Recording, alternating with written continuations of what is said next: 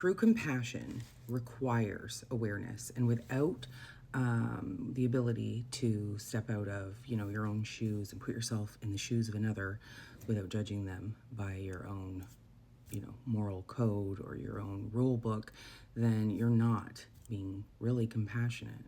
In a lot of cases with certain groups and organizations, their compassion is dictated by a book of rules. You cannot outsource your compassion. Because when you're going by a set of rules that you're told to follow, you're not really seeing people for who they are, not seeing the whole thing that makes them them. You're just checking them against your doctrine and deciding whether they're worthy or not. That's not true empathy. That's why witches are so threatening to some people, because we're okay with presence, and that's a lot of what we do, is sitting in presence, even if that presence is uncomfortable. Look at what is, we look at what is deeper than that, and even when it's something that we don't agree with, we can see the threads woven into the whole ball of yarn. Understand that what we see with our eyes is often much more complicated than what it presents itself as. That's why a lot of people, certain groups, think that their rigidity and their certainty makes them stronger,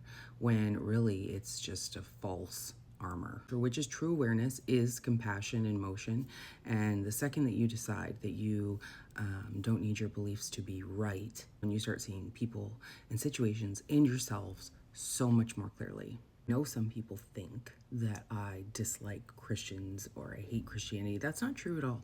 I don't hate Christians. I hate the institution of Christianity. I don't despise the people. What I despise is the systems that keep them in the dark. I hate how they're manipulated. I hate how they are traumatized.